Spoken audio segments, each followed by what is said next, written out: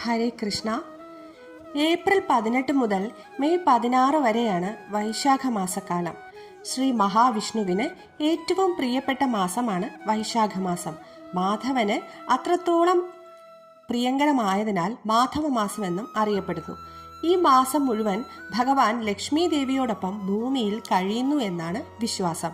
വൈശാഖ മാഹാത്മ്യത്തെപ്പറ്റി സ്കന്ദപുരാണം, പത്മപുരാണം എന്നിവയിൽ വിശദമായി പറയുന്നുണ്ട്. ദാനധർമ്മങ്ങൾക്ക് പ്രധാനപ്പെട്ട കാലമാണ് വൈശാഖ മാസം.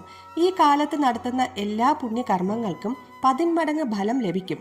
ഭഗവാന്റെ നരസിംഹാവതാരം, പരശുരാമാവതാരം, ബലരാമാവതാരം എന്നീ 3 അവതാരങ്ങൾ നടന്നത് വൈശാഖ മാസത്തിലാണെന്നതും ഈ മാസത്തിന്റെ പ്രത്യേകതയാണ്.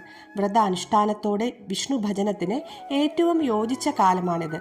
അഷ്ടാക്ഷരി മന്ത്രം, ദ്വാദശാക്ഷരി മന്ത്രം, ഭാഗവത പാരായണം എന്നിവ മാധവ മാസകാലത്ത് അഭീഷ്ടസിദ്ധിയെ കൊണ്ടുവരുമെന്നാണ് പറയുന്നത്. ഗുരുവായൂർ ഉൾപ്പെടെയുള്ള വൈഷ്ണവ ക്ഷേത്രങ്ങളിൽ വൈശാഖ മാസം പുണ്യകാലമായി ആചരിക്കാറുണ്ട്. വിഷ്ണു സഹസ്രനാമം ചൊല്ലുന്നത് വളരെ നല്ലതാണ്.